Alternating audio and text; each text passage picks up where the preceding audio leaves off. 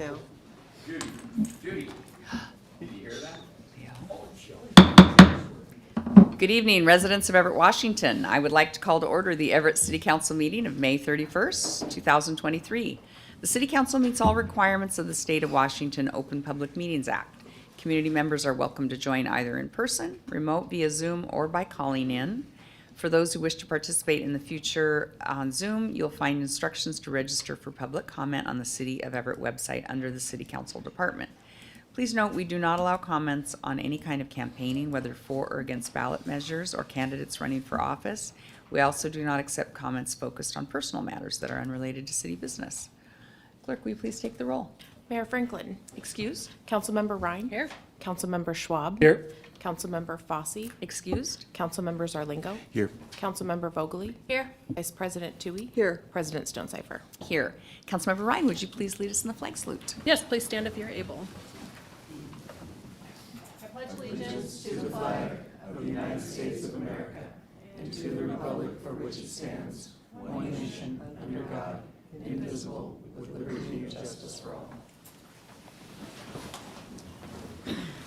Thank you. Councilmember Schwab, would you please read the land acknowledgement? It would be my honor. The City Council wishes to acknowledge the original inhabitants of this place, the Stahokes people and their successors, the Tulalip tribes. Since time immemorial, they have hunted, fished, gathered on, and taken care of these lands and waters.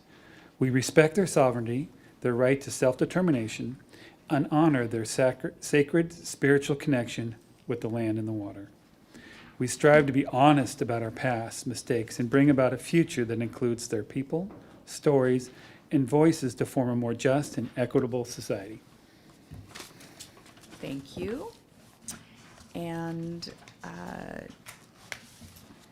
do I hear a motion to approve the minutes of the May 24th meeting? Councilmember Ryan moves approval of the May 24th, 2023 meeting. Second. A motion and a second to approve the minutes. Clerk, will you please take the roll? Councilmember Ryan. Yes. Councilmember Schwab. Yes. Councilmember Zarlingo. Yes. Councilmember Vogely. Yes. Vice President Tui. Yes. President Stonecipher. Yes. And Mayor Franklin is not joining us tonight. She has another commitment. Angie, do we have anyone signed up to speak for public comment this evening? Good evening, President Stonecipher. We have one person in chambers, so if Paula would like to come to the podium. And I'm sure you know the drill by now. Okay. Very well. Thank you. Good evening. I'm Paula Townsell. I live in District 3 here in Everett. I was going to enjoy you folks on my TV tonight. However, I tuned in early for your budget meeting, and I thought I should probably come down there because I couldn't get late admittance to talk to you folks in a timely fashion if I stayed at home. So I would encourage anybody who didn't check out that to take the opportunity to watch that.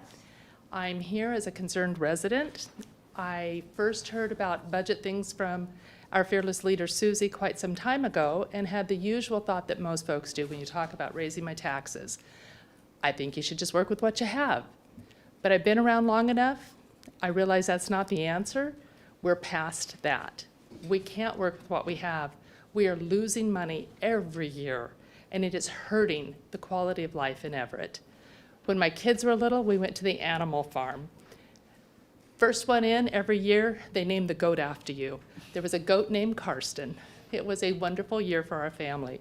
It was a wonderful amenity for everybody. There was always a packed group of people there to enjoy the animal farm. In addition to that, this year, we'll be going down and watching the 4th of July parade, but it's not sponsored by the city. And that is not okay. There are things that make Everett wonderful, and we've got to figure out how to get back to that.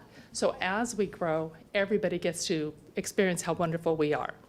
In doing that and listening to the budget meeting, I think I heard so much from these wonderful council members who were all there and have such great ideas and ways to get ahead of it. And I want to help you to help us all to get ahead of this budget. I think there are ways to get a legislative aid for this council. I don't think you have enough time with the part-time jobs you all have here, serving the Everett, being duly elected, being the best that we can get as a council. You folks have so much work to do and such a heavy lift. I would love to see some of the discretionary funds in the city, which are extremely limited, but so important. I think we will get more bang for our buck from this council being supported to do the important work that's coming up. I would like to see that, and I would also like to encourage the council to work with the finance officer to move this forward sooner than later. I agree when I heard folks talking about how late we would be if we didn't get this in time for the upcoming next budget, when we're looking at 2 budgets at a time. 30 seconds. If we can hit this in April, we'll be ahead of the swing. I'm also not a analyst. I don't know when the best time to do these things are, but there are people who are professionals who can help the city of Everett. We can get ahead of this, and I encourage you all, as we're in an election year with so many races in this state, talk about it, talk about it, talk about it. Every chance we get, tell people, let's not cut the library hours. Let's not cut the park services. Let's not make any deeper cuts. Let's work together to make this the great city it's always been. So thank you all for your dedication and the work you do. And even those who weren't able to be here tonight, I thank them too. So thank you. Thank you, Paula. President Stonecipher, that's all we have for this evening. Thank you. Leo, are you waiting to speak tonight? Real quick. Okay, Leo, can you please state your full name and city of residence? And then you have 3 minutes. Sir Leo, City of Everett. I want it off. I speak loud. I'm gonna let you know something right now. I've heard you speak every week. I'm gonna tell you something. Back off. This is still the best city in the United States of America. Leo, please address your comments to the council. And these people work hard. And you know, when I get on a city bus in Everett, I can eat off the floor. Did that get resolved yet? Selling it? It's still gonna be Everett Transit? Good. Still Everett Transit. I'm an old Everettite, and the streets in Everett, you can eat off of them. And there's no potholes. You go down in Seattle, you need a 4-wheel drive just to go down the road. Cars are all over, parted out in Seattle.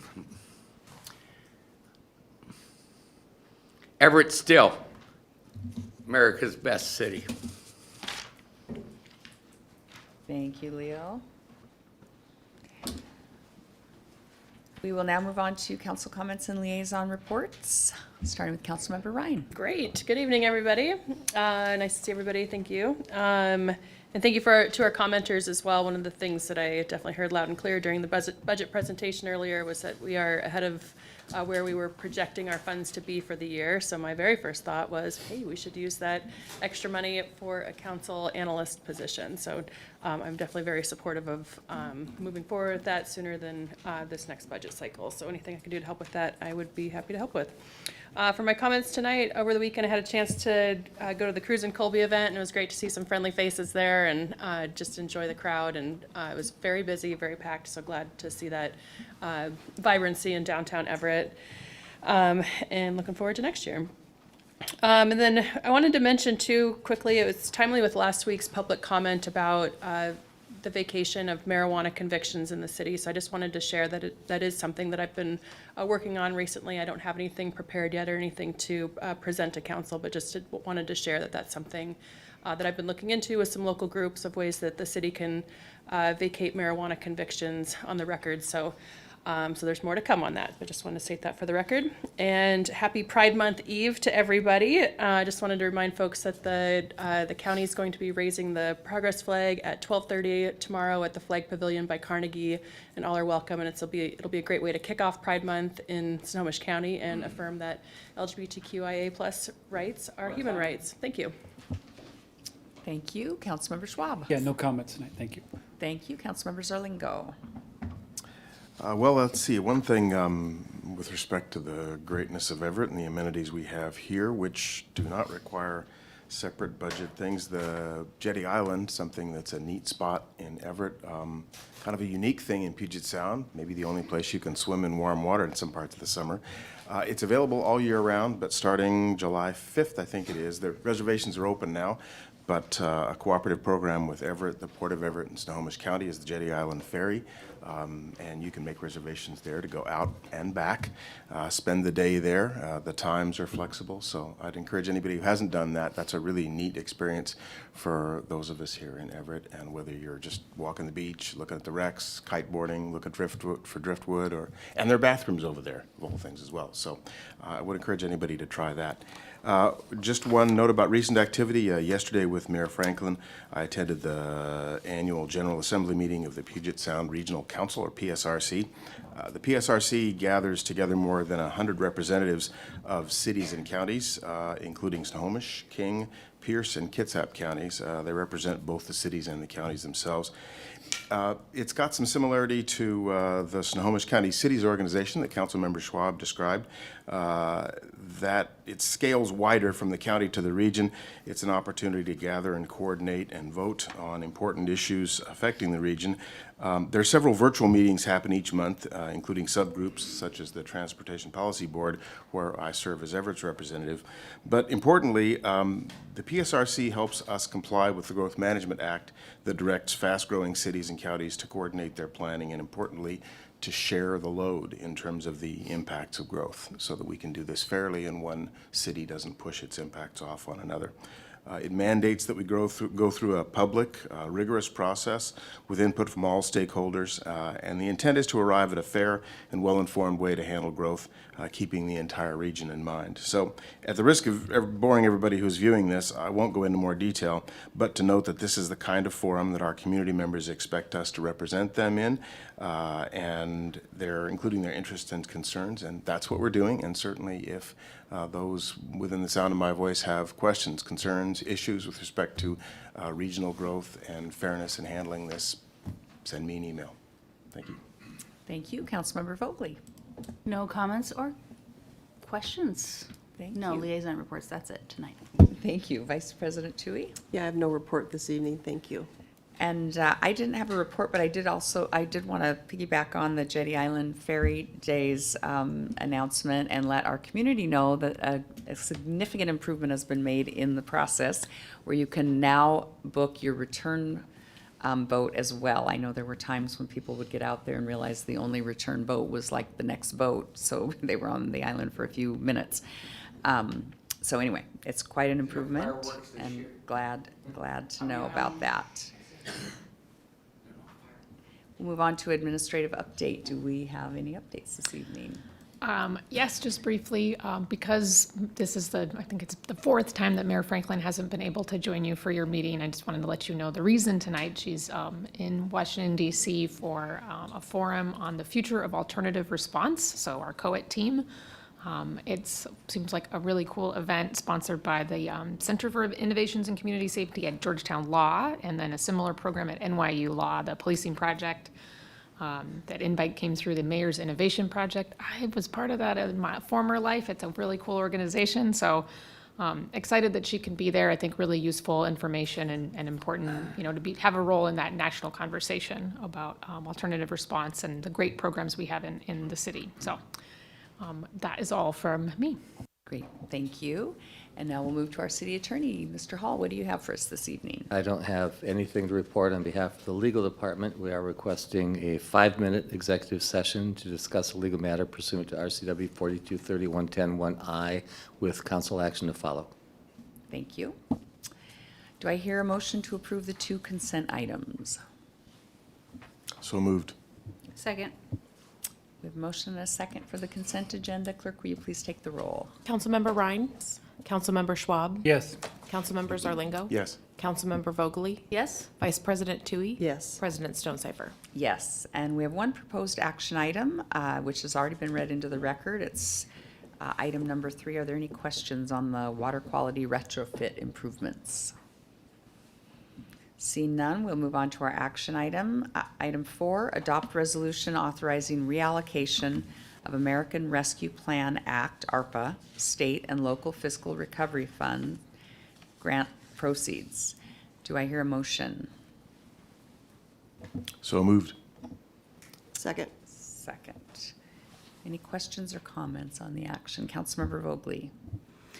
Comment, we did discuss this at the budget committee meeting previous to this meeting, and a question that I had there that I just want to reiterate here was actually two of them. And I'll probably just mention one. In the ordinance or resolution, sorry, it states that, and I'm not going to read it because I don't have to find it, but it states that the money that we're moving from ARPA to general fund it's going towards paying for police and fire. And essentially, it is in accounting, but just until we can get, I know that Susie can explain it better if people are totally confused by what I'm saying, but it's not actually going to any one department. It's going over to a different bucket, and then we will be able to use those ARPA funds for the things that we've already allotted the money to that just hasn't been paid for yet. Because the fire and police are the department that has the most finances that need to be something. Sorry. So it makes sense when other people, say it, and it made sense to me when it was explained. So I'm just putting that out there. And that's all. Thank you. Any other questions or comments? Thank you. Clerk, will you please take the roll? Councilmember Ryan? Yes. Councilmember Schwab? Yes. Councilmember Zarlingo? Yes. Councilmember Vogely? Yes. Vice President Tui? Yes. President Stonecipher? Yes. And now we'll move on to item 6. Item 5. Item 5 requires a public hearing prior to our council action, so I'm going to have to read this into the record. Grant the petition of the proposed vacation of the remaining alleys in the block bounded by Rockefeller Avenue on the west, Oaks Avenue on the east, Pacific Avenue on the north, and 32nd Street on the south, and direct staff to prepare an ordinance vacating said streets subject to the conditions. Good evening, Paul. We have Paul McKee here, property manager. Good evening, Paul McKee, city staff, real property. The proposal before you is a petition to vacate the remaining alleys in the block bounded by Rockefeller Avenue on the west, Oaks Avenue on the east, Pacific Avenue on the north, and 32nd Street on the south. On April 5th, City Council adopted Resolution 7881, setting today's meeting for the public hearing to review and determine this petition. Notice of this hearing has been provided as required by law. The proposed alley vacation contains a total of approximately 9,445 square feet. The zoning is MU mixed urban and UR4 urban residential commercial within the Metro Everett area.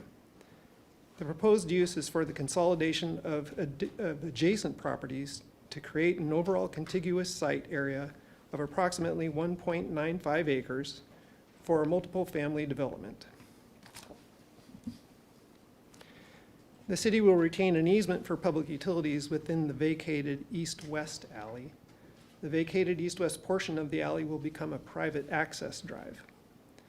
The city will retain an easement for public utilities within the north-south alley until such time as the utilities therein are no longer in use and have been removed, decommissioned, or relocated, after which the utility will be, utility easement will be released. City staff is recommending that council grant the petition for the proposed vacation and direct staff to prepare an ordinance vacating said alley subject to the conditions contained in the staff report provided to council. This concludes the presentation. In addition to myself, there are representatives from the project development team here to respond to any questions that you may have. Thank you, Paul. Questions? Vice President Tui. Yeah, I actually have a couple of questions about the project, if there's anybody here that can. So I personally don't know all the details of the project. I know Okay. more about the vacation, but there are people Right. here that can probably answer those questions if you have. That'd be So, great. Yeah. Yeah, Okay. so my questions, at first I just was curious how many units are included in the project, and is there a parking garage? You have to please come to the podium and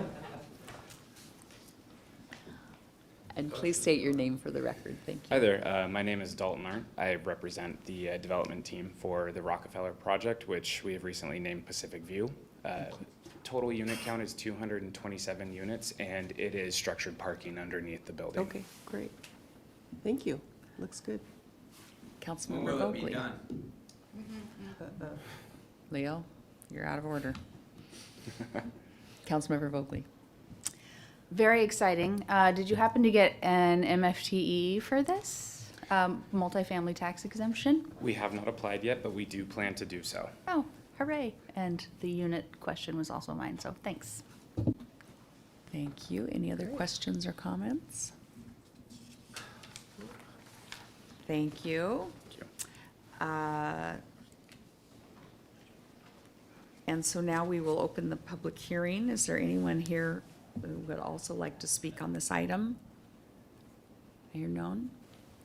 No with one's no one signed up? advised me, no. There, thank you. I'll entertain a motion to close the public hearing. Motion to close the public hearing. Second? Clerk, will you please take the roll? Councilmember Ryan? Yes. Councilmember Schwab? Yes. Councilmember Zarlingo? Yes. Councilmember Vogely? Yes. Vice President Tui? Yes. President Stonecipher? Yes, and now do I hear a motion to grant the petition of the vacation? I motion to grant the petition of the alleyway vacation. Councilmember Schwab, second. Thank you. Any questions or comments? Clerk, will you please call the roll? Councilmember Ryan? Yes. Councilmember Schwab? Yes. Councilmember Zarlingo? Yes. Councilmember Vogely? Yes. Vice President Tui? Yes. President Stonecipher? Yes. And now we have a briefing agenda item. We have, I think Yorick is here. Nope. Everett Housing Authority Park District, item 7. Who is here to brief us on this item? Thank you. Council President Stonecipher, the project team was expecting a long run-up to this item and was planning to get here at Little ways from now. a But we little could- ways from now. We could, I think, maybe we could start at the end of the presentation that talks about the next steps. Because Sure. it's like council plan development overlay steps. Can we do And our you could executive speak to session? that. Point of order, question. yes. Could we do our executive session? Yes, that's what I was going to propose. How about if we will recess for our executive session, which is only 5 minutes, but we will return after that.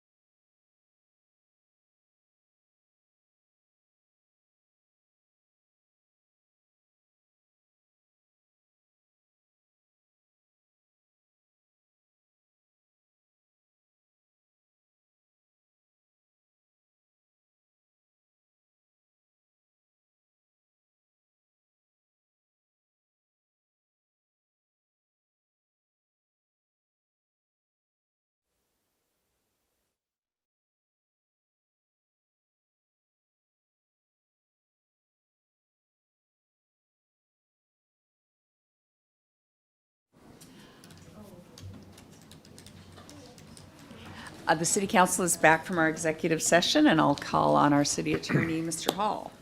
Thank you. We're seeking authorization to settle a claim by Joe and Teresa Fisher for damage to their home caused by a leak in the city's water main in the amount of $40,000. This is potentially part of a phased claim. We know that $40,000 has been reviewed by the adjuster and is owed. There may be more later, but this is the amount that we've confirmed so far, so we're hoping we can get this authorized to forward the money that we know that we owe.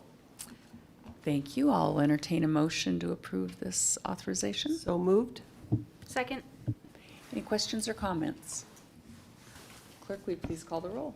Councilmember Ryan? Yes. Councilmember Schwab? Yes. Councilmember Zarlingo? Yes. Councilmember Vogely? Yes. Vice President Tui? Yes. President Stonecipher?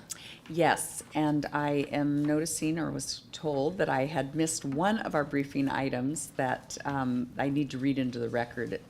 Item 6 is Council Bill 2305-33. This is the first and second reading. Adopt the resolution authorizing reallocation of American Rescue Plan Act, state and local fiscal Not recovery that one. funds. The next, the adopt an ordinance approving the appropriations of the 23 revised. That is not on my agenda. Okay. Here. Thank you. Yeah, that one's not on any of my agendas. Okay, sorry. Item 6 is Council Bill 2305-33, first and second reading. Adopt an ordinance approving the appropriations of the 2023 revised City of Everett budget and amending ordinance number 3949-23. And the third and final reading of this will be on June 7th of 2023. And is Susie here to brief on this?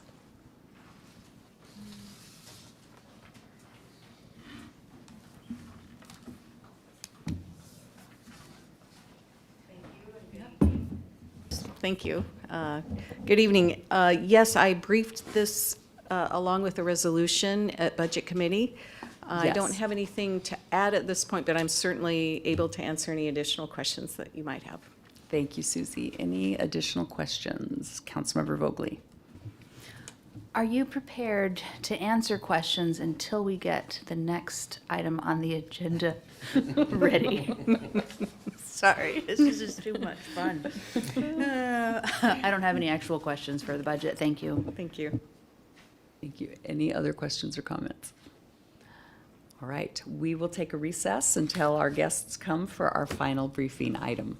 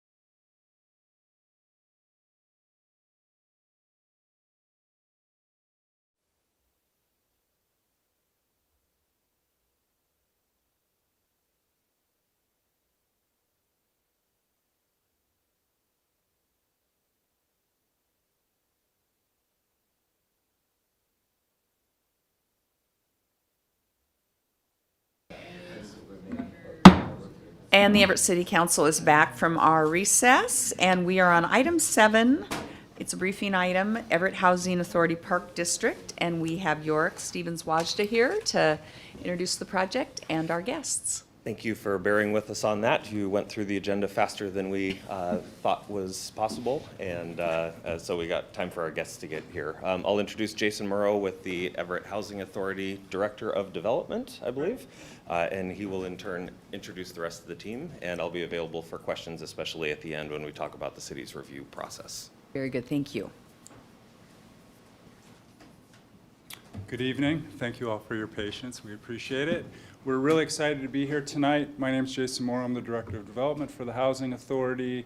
I'm with Leslie Bain of Framework, who's our design lead for the Park District. We also have Bob Bankford, who leads the permitting for the Park District, and soon enough we'll have Ted Panton here of GGLO, who's the architecture lead.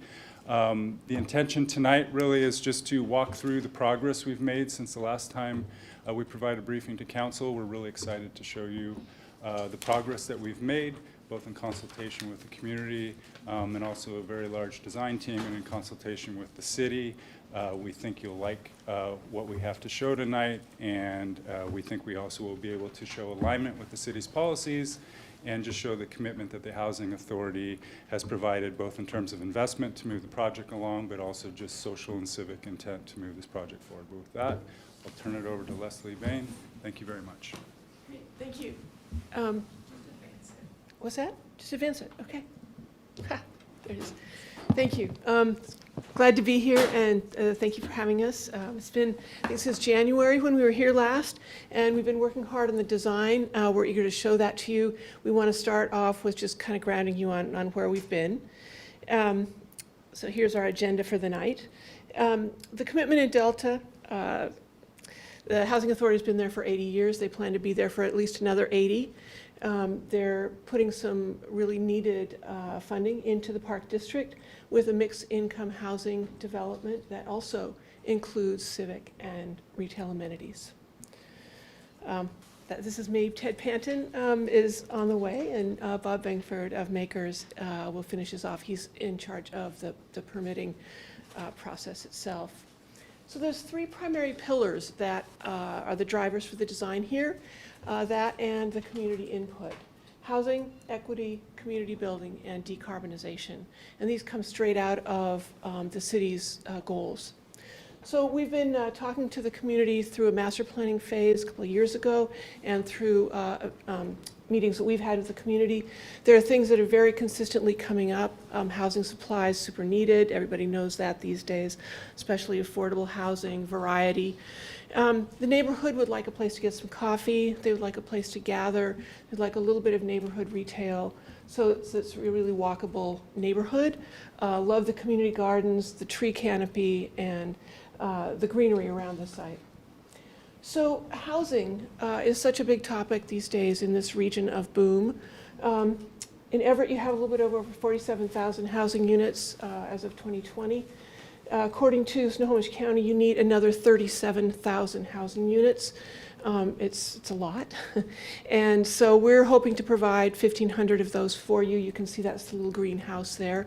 So it's an important piece of the housing that's needed.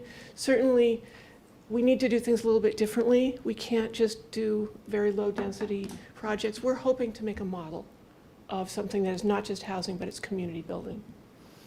We think that the site is really unique. It's not like so many housing places along arterials, but it's in a wonderful neighborhood with wetlands on one side, Wiggums Hollow Park there, and certainly some housing that's been there too long. And we're looking forward to bringing more density, newer housing around. There's Baker Heights, which is just to the south, EHA property, Madrona Square, which is under construction. That's 4-ish stories. And other EHA properties, Meadows, Wiggums Park Place, and some multifamily on the east side as well. There's great stuff here. There's the Boys and Girls Club. There is the elementary school. And it's a place where we feel like communities of opportunity can happen. Equity is another one of the things that we're taking seriously, the city takes seriously. This is just a graphic out of the Mayor's 2020 Everett Initiative. Again, there's a lot of work to be done here, and the communities of opportunity are providing housing in places where people have access to transit, have access to jobs. There's medical facilities. There's everything from the elementary school to the college campuses. So we feel like this is a really unique place. It's got views that are fabulous.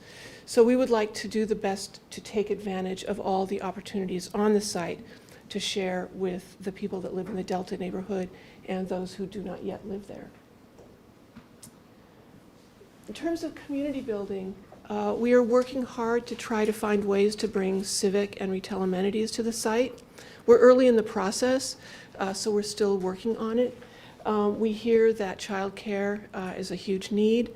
KSER is very excited about having not just the radio station, but a place where they can have concerts, gathering place. If you've been to KEXP on the Seattle Center campus, that's the model. So we're really excited about that. It would be next to the park. It's central to the development. We're hoping that we can have a library there. And we're looking at some small neighborhood retail. Not a lot, but a few things that people want to walk to. We've been working with Real Retail Consulting, and they have been guiding us to make sure that it's sustainable, the kinds of retail that would be there. The third pillar, the decarbonization pillar, Everett has some really ambitious goals. Reducing greenhouse gases by 50%. 2030 is like 7 years away. So we want to take that seriously. And we looked at the strategies for how you're going to do that. And we can hit a lot of them with the gray arrows. The one I really wanted to point out in particular is the strategies that says to support intentional high-density development.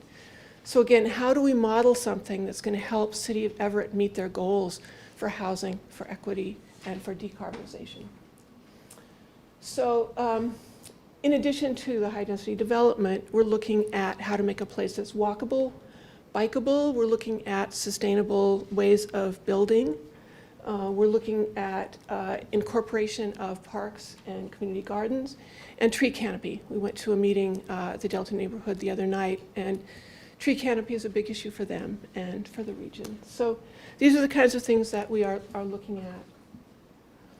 There's a large design team, and it's got experts in pretty much anything you might hope to have an expert in, including real retail. Makers is doing entitlement. They've worked with Everett before. Framework, my firm, is doing urban design and leading the overall design. Heffron is looking at transportation and parking. Berger is landscape. Ecotop is sustainability. So we've got a really wide and deeply skilled team. So Ted was going to do this, but I'm going to go for him. The neighborhood, one of the things we are serious about is connecting this into the Delta neighborhood. And a lot of that is EHA around the perimeter of this, but we want to weave this into the neighborhood. We know it's more dense, but we want to invite people in so that it doesn't feel different. The program is based on what we heard people wanted in the neighborhood. It needs a heart. And open space. So really the driver for the design is the central open space, which you'll see. So does this have a, I don't think this has a pointer. It does. Okay. So let me just show you this. This is a central park area. It's about 1.6 acres. Comes down the hill. This is Williams Hollow Park. These are the wetlands. This is Poplar Street, which stays where it is. We've taken one of the streets out and kept one of them. This is Hemlock Street, because there are a whole lot of streets going that way. And this is First Street. And what we've done on the edges to the east and west is to have a green buffer in the street before you hit the buildings. Oh, thank you. I can hold that. You got it. So this is a walkway, safe routes to school, that gets you from Baker Heights over to the elementary school along the wetlands. And it really, the idea is to kind of start to connect this new open space with wetlands in Williams Hollow Park. We've got 4 quadrants here that would be phased. We would be starting with this phase, and I'll show you later, but this is where most of the amenities are, because we want to start off with those amenities.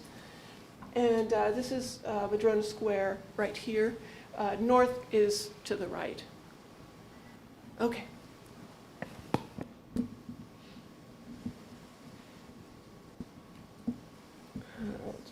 Oh, sorry, it is. Okay. So I'm just going to walk quickly through there. So this is the green edge up there. We think it's really important to have a good walkway up there because there's going to be kids going to school, to the Boys and Girls Club.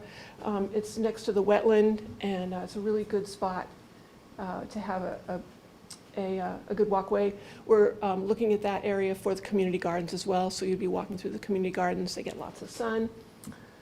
There's Wiggums Hollow Park. That's Poplar Street, Hemlock, and Fir Street on the east edge. Okay. The park in the middle, yet to be named. We're kind of calling it Poplar Park for the moment. And Cross Street, you can see, comes down between Poplar and Hemlock.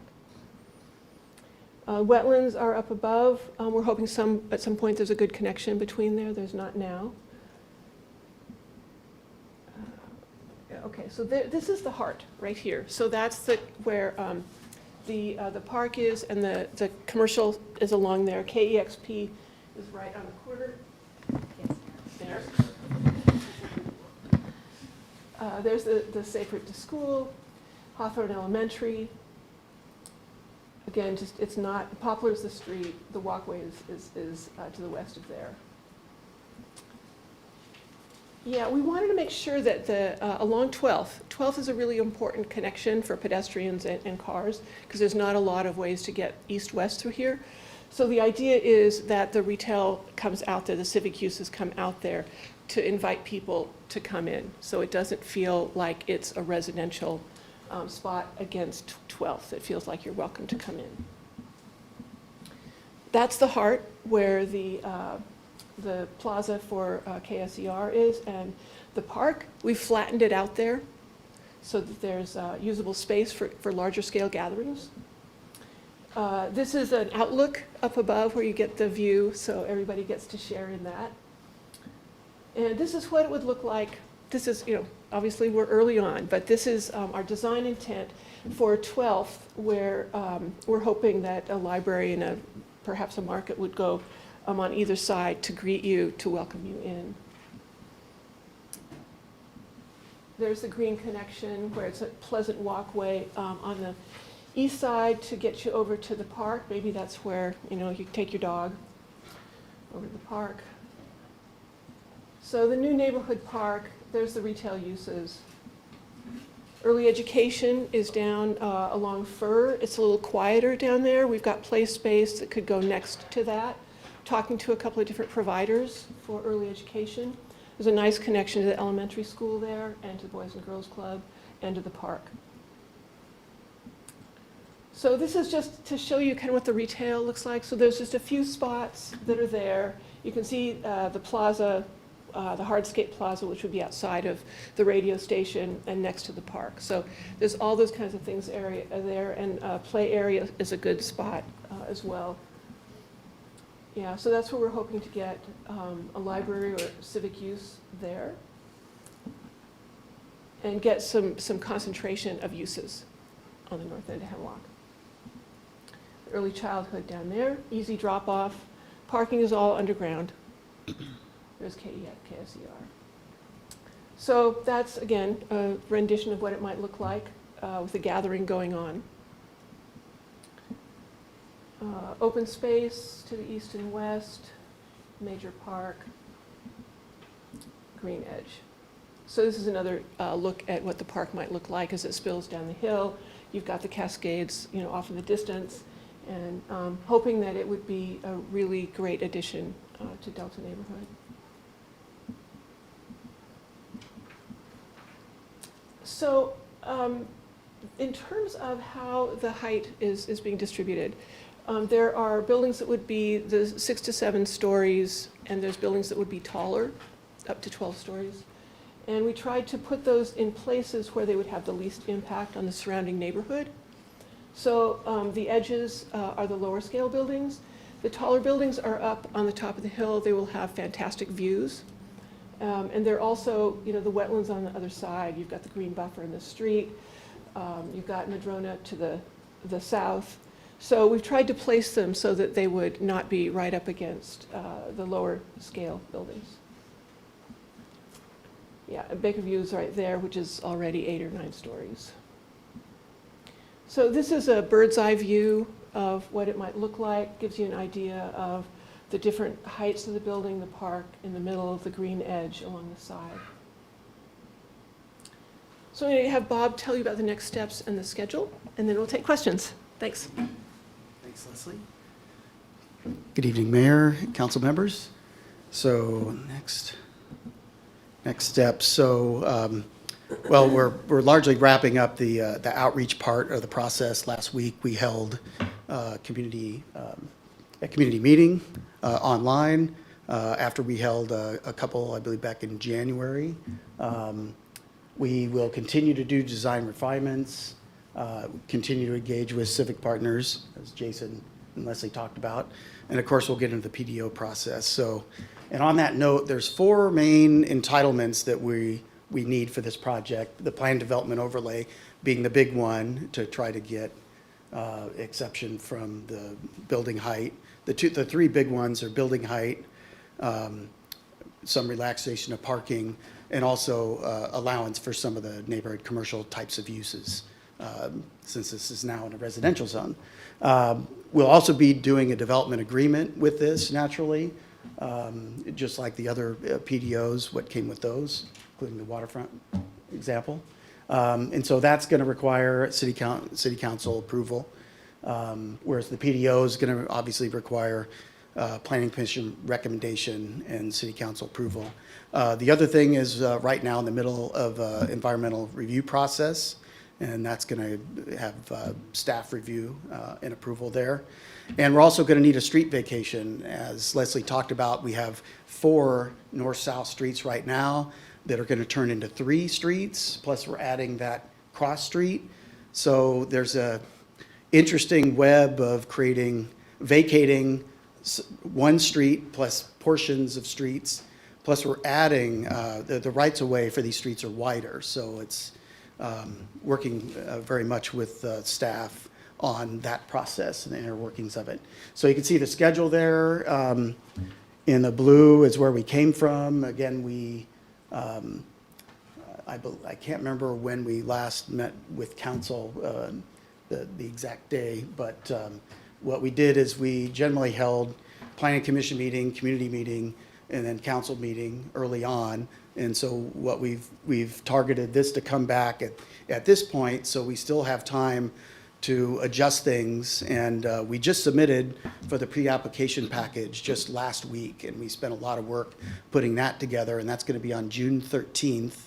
And so that gives us enough time to make any revisions that come out of anything we hear from you and what we heard from the other meetings, but notably from staff in that meeting, to make adjustments to the final package. And what we're trying to do is get that submitted by about the 1st of August. And then, of course, goes through the process. So that, I believe, wraps up our presentation. Thank you. Council members, questions, comments? Councilmember Schwab. Yeah, I have a question for the project, and I heard this from many of the neighbors. There is a concern, I have a concern that both the childcare zoning and the commercial space that's providing services to the citizens may somehow not work in the business plan and it just stay vacant.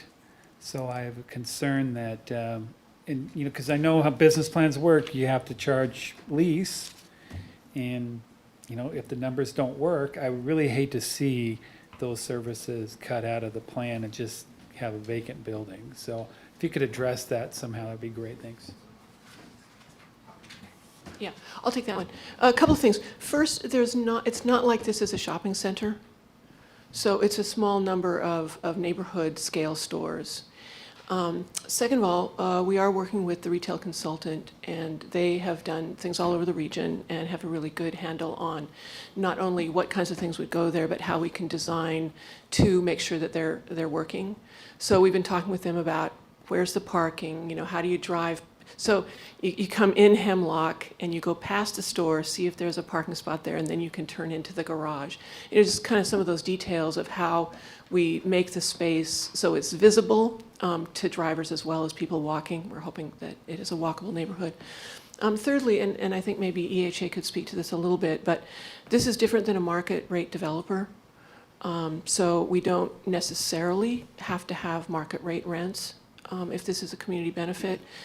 There's a lot of square feet in this project. And so anyway, Jason might just keep me honest here, but I think that having this neighborhood retail is certainly a goal. And it's not to make it a large shopping center, but to have it be a nucleus of things that people need in their kind of daily life. Just a couple extra details to add on there. We have been in conversation, and to really Leslie's point, our intent here is neighborhood transformation with a huge focus on kind of improvement of civic and social life. And so one of the pillars of this is creating community partnerships with those who can really align with our mission, with our strategic intent, and align with city policies as well. And so we've been working very hard with a variety of partnerships. KSCR is one of our very strong partnerships, both to help them relocate, to basically raise and elevate community radio and use that as kind of a masthead for social and civic interaction in the Park District. And along with that, an intent to provide childcare as well as early education. As discussed, we've been working with several partnerships, potential partnerships. I can't disclose them at this time, but we've taken these partnerships, we've been working on them for the last 6 months. We're very comfortable with their ability to fill those spaces. And per the prior points, we're not talking about a lot of space here. We're talking about down on the lower kind of education spaces when you're talking about child care, and the rest you're talking about maybe like 12,000 square feet.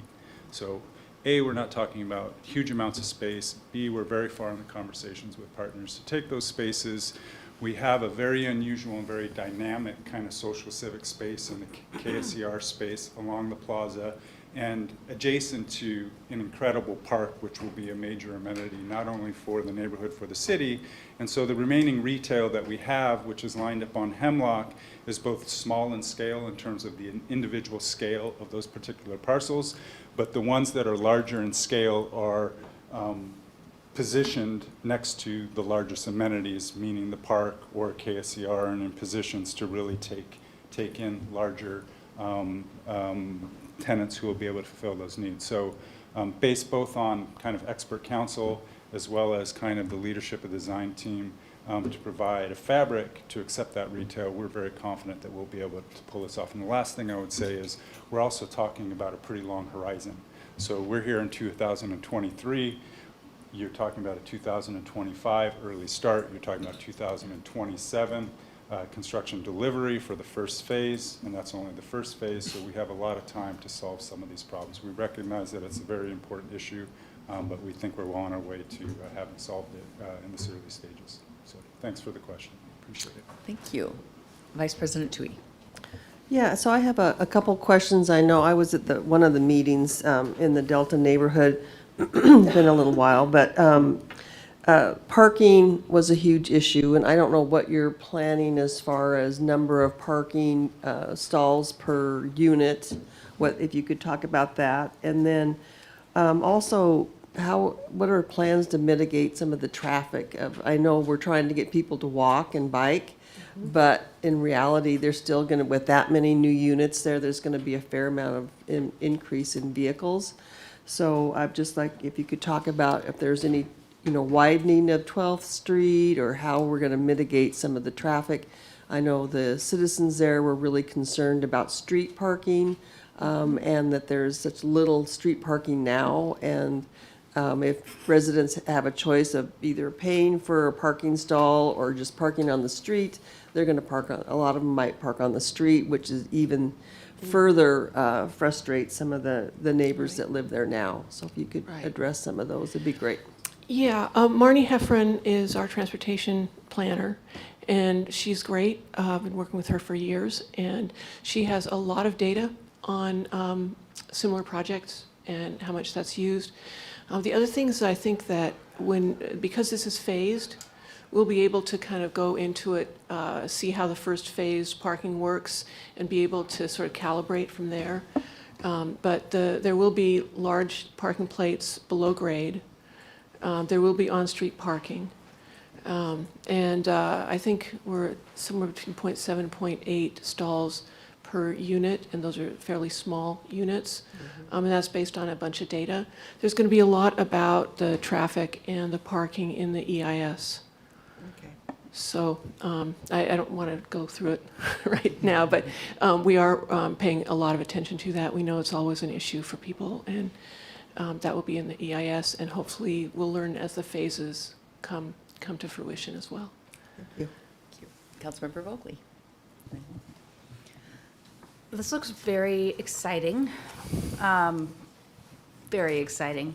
And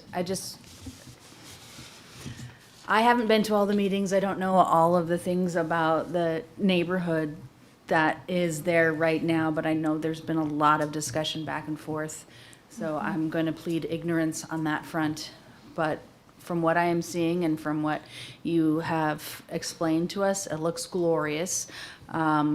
I remember being a childcare provider and having, and being in kind of sort of a place like this, not with tall buildings, but regardless. I have a joke, and is the name of the street actually Cross Street?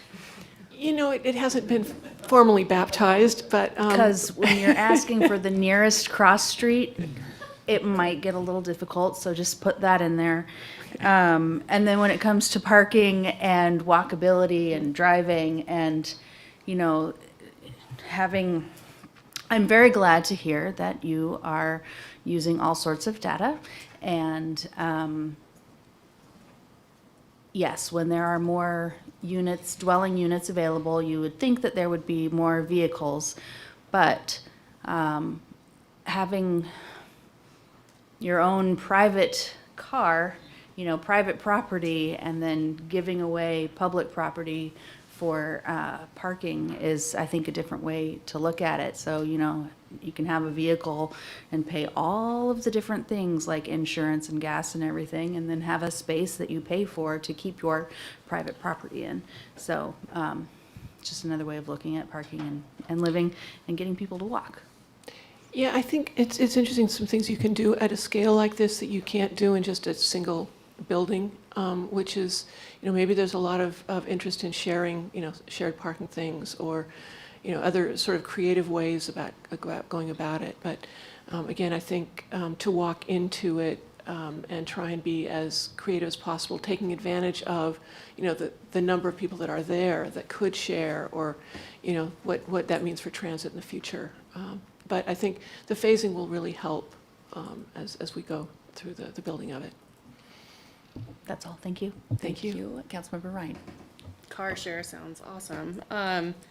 Thank you for the presentation. I feel like the graphics keep telling an amazing story each time I see it, so thank you for preparing that. Thank you for the commitment to sustainability. I saw a lot of green roofs, and that always makes me very happy, and the tree canopy and whatnot. I was hoping you could elaborate a little bit about the sustainable building practices that are being incorporated. Yeah, we're definitely thinking all electric. That's a really big deal. In the Northwest, we have pretty carbon-free power, so that's certainly one. Roofs are available for photovoltaics, for green roof, for community space. We're hoping to be able to build with mass timber. That's something that we feel would be really appropriate for Everett.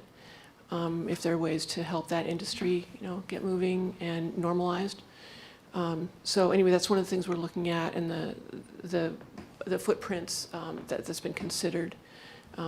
Ted, who's here now, has been working with mass timber, and so we're trying to think ahead how that would work. So those are some of the things we're thinking about. Great. Are you the cross-laminated timber? Yeah, Ted, do you want to talk about that a little bit? Come up to the microphone, we're ready for you. The podium's great. There you go. Yeah, we would be really excited to include mass timber integrated into the building architecture. Of course, there's a few steps that would need to happen. It's a sort of a proposition that requires us to balance a lot of considerations together, but it's really exciting. I'm in process with a few of them myself right now, and they're really great, really just inspiring to work with, and as a design element, something that the whole team can rally around as an identity for the architecture. So yeah, it'd be fabulous. Great. Are there plans for, to pursue any LEED certifications? There aren't that I know of. Those are actually pretty expensive to get. I think we'd rather put the money into, better materials or, some other things. Yeah, last I looked, it was about 10% to get LEED certified. Ted, is that more or less what you're finding? Yeah, I think that there's a lot of variables there, but Yeah. I would buy into what you mentioned, that it is, something that we need to get balanced with a lot of other factors here. So.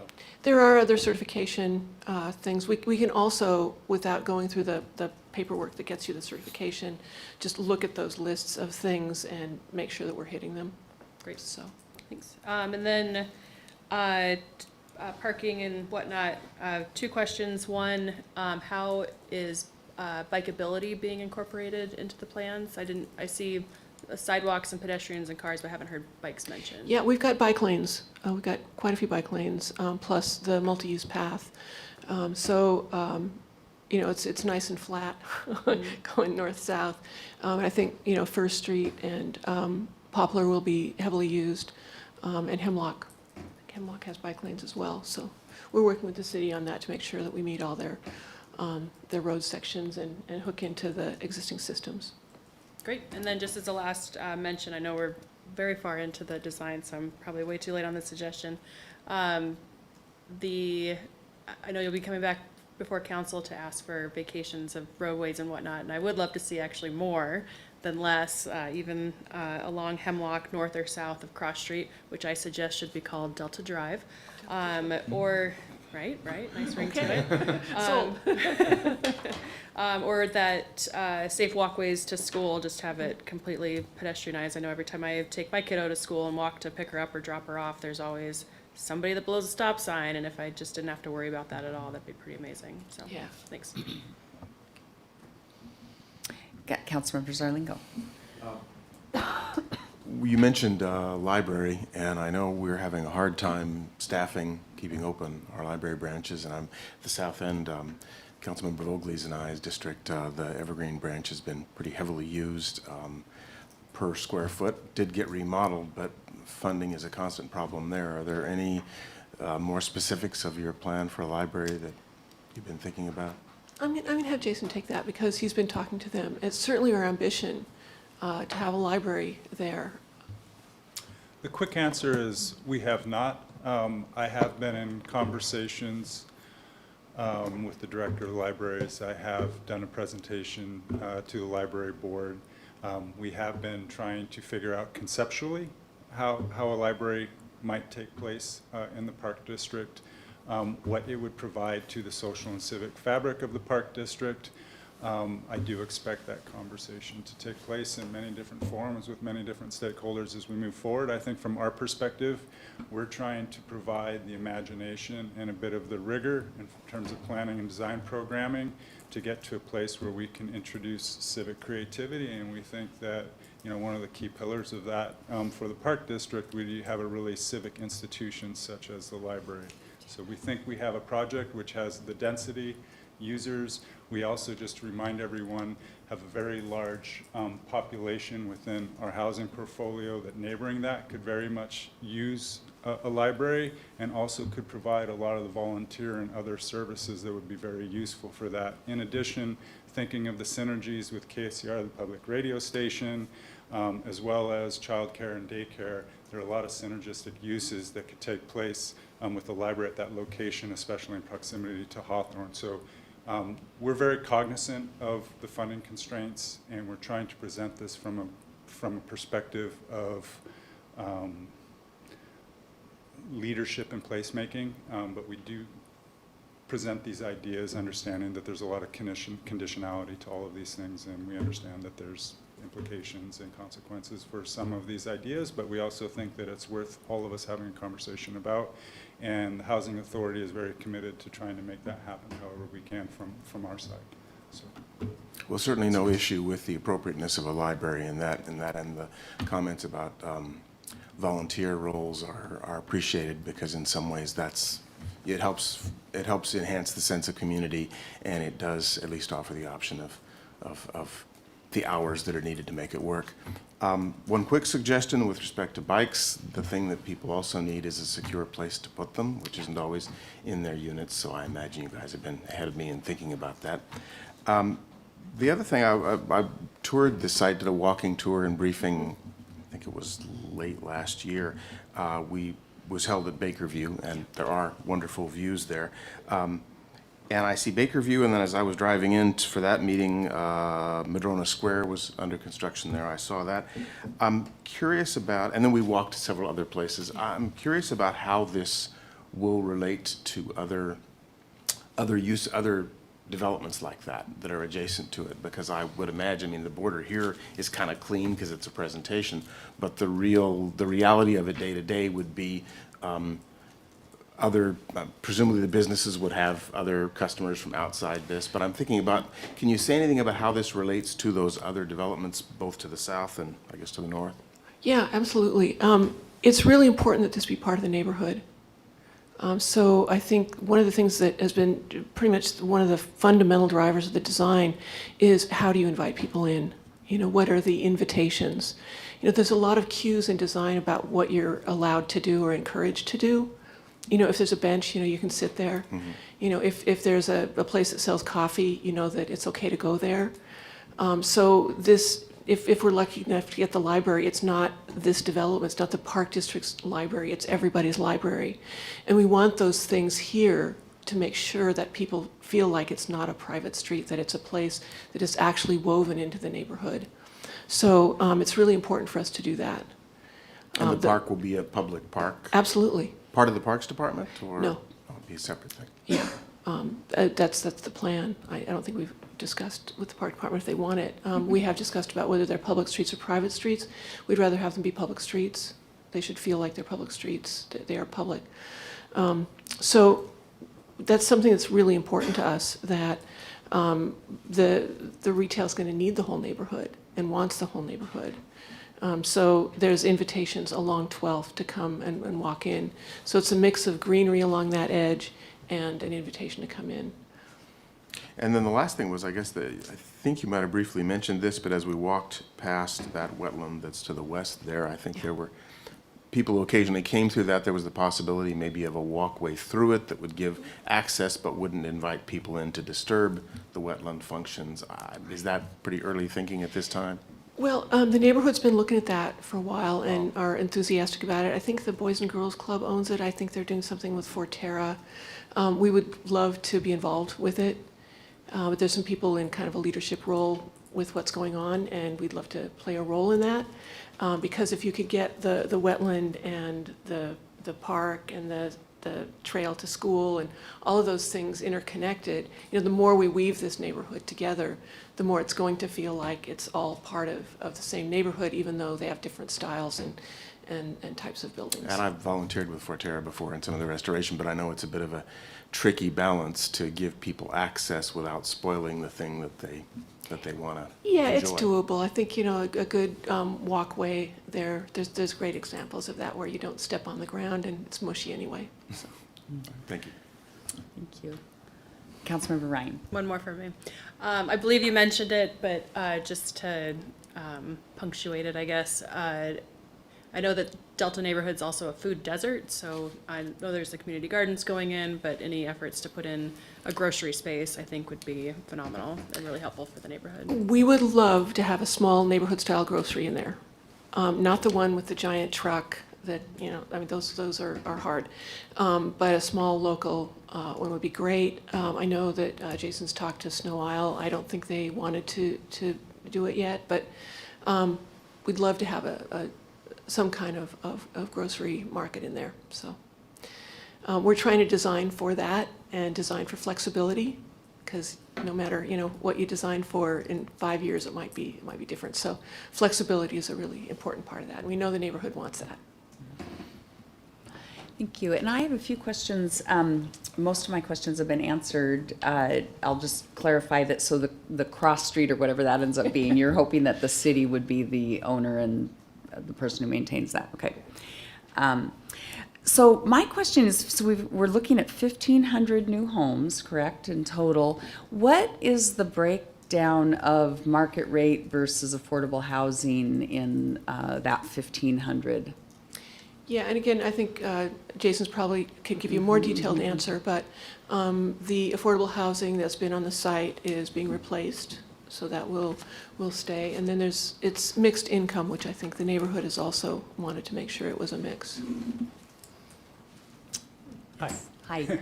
So just building on Leslie's comments, we have had long conversations over several years with the city and with the community about subsidized units and threshold limits for subsidized units.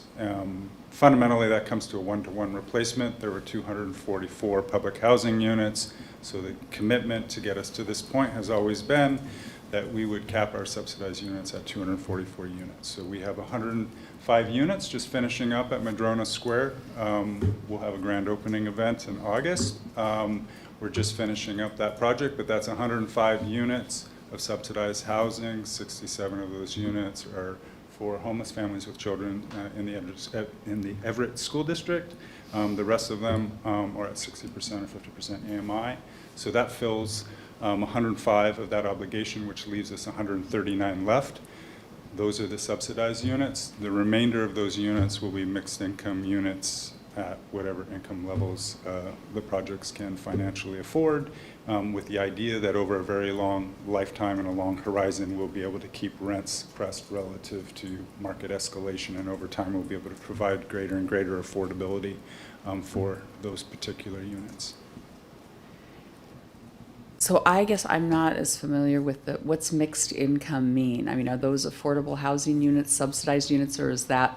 It means non-subsidized. So Okay. fundamentally, anything that's non-subsidized, 60% AMI and above, would typically fall into that category. Okay, so they would be similar to some of the units that we have in our downtown core, et cetera? They could be, I mean, physically, Maybe they'll look different. exactly No. the same, and I would argue probably better. Yeah. But I think in terms of the demographics, there will be kind of a broad, probably, income spectrum, especially over time, over a longer horizon. Okay, so we are talking about basically having about 1,250 kind of market rate units in this area, in this complex. Is that correct? I prefer to use mixed income, but yes. Mixed income, okay.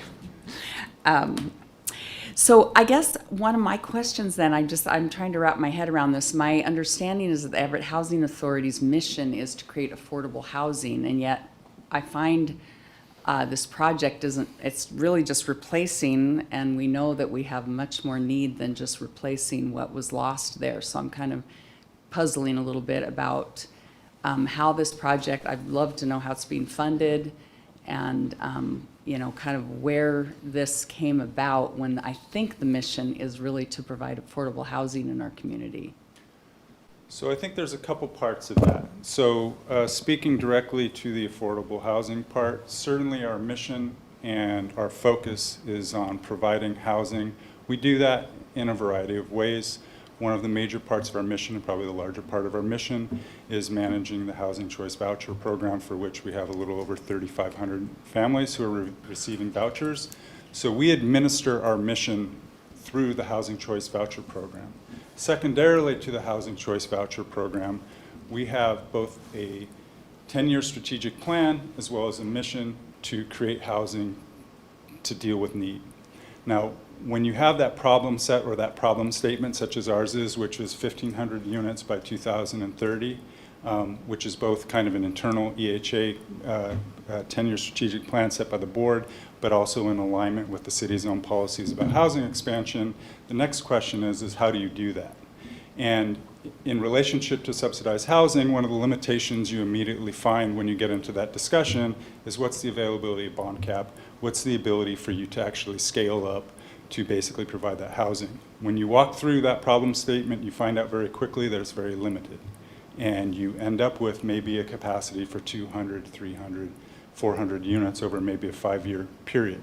You do not have the ability to scale up at a very large scale to provide the totality of the units. So what the Housing Authority has done from a strategic position is placed ourselves into a position in which we will use whatever bond cap is available to pursue low-income housing in the traditional capital A affordable housing sense, subsidized generally through low-income housing tax credits that are available to us. So we're doing that in the long term.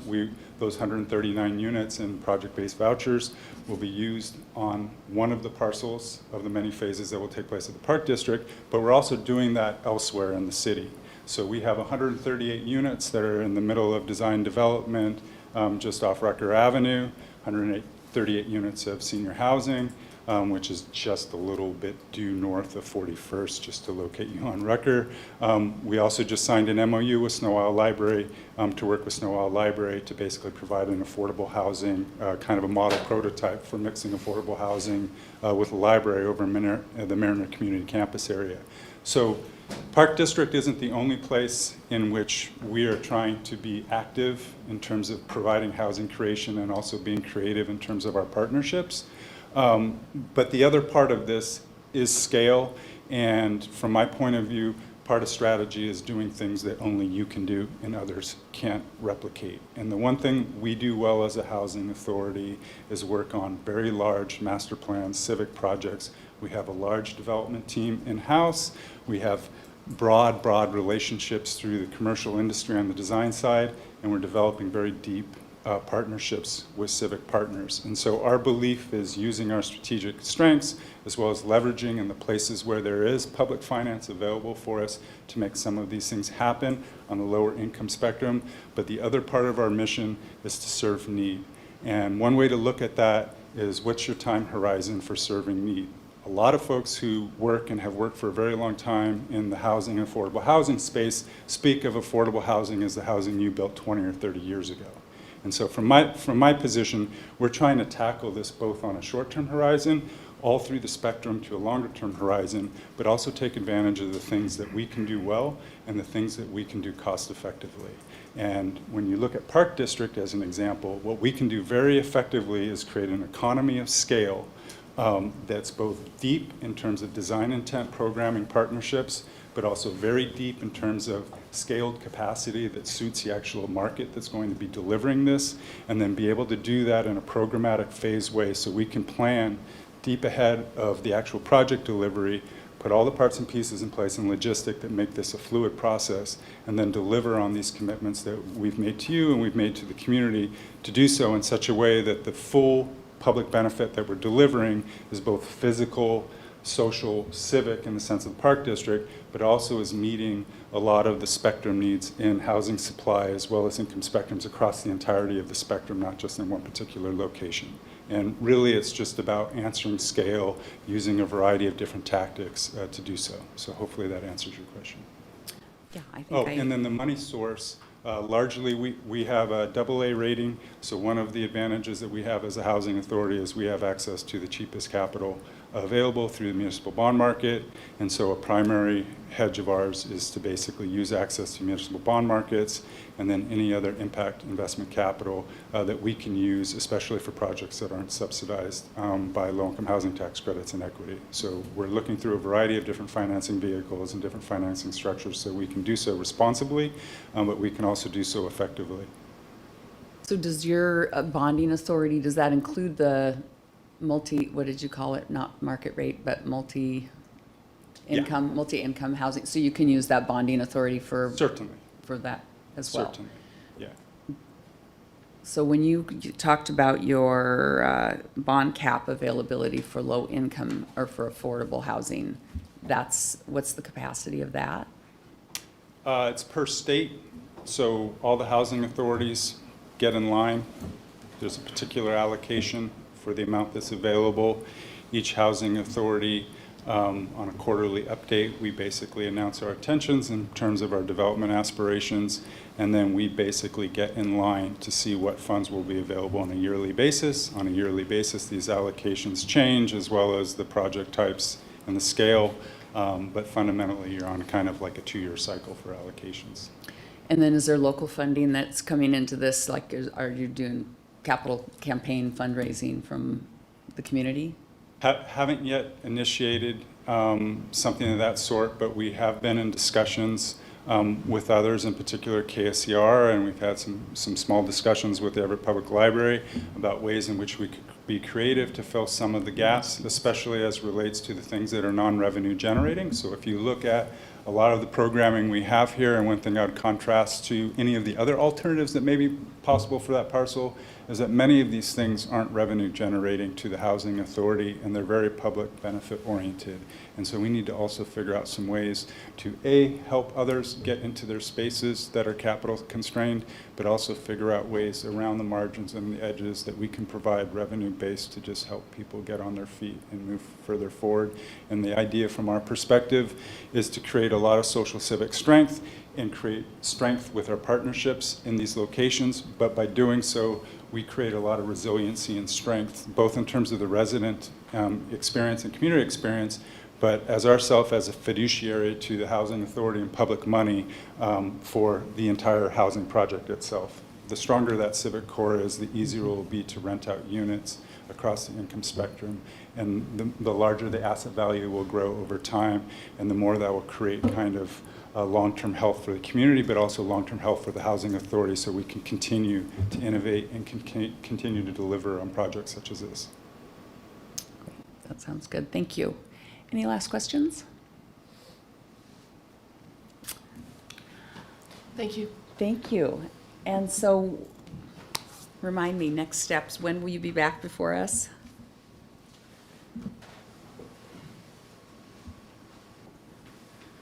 So what we're hoping to do is get an application ready and sent out about the 1st of August. Okay. So that will kickstart That will the kickstart our review process. process, and so hopefully we'll see So we'll see you in like 6 months or something. Yes, great. That sounds wonderful. Thank you. Thank you. Thank you for being here tonight. And that brings us to the end of our agenda. We've already taken care of our executive session. With no further business, we are adjourned.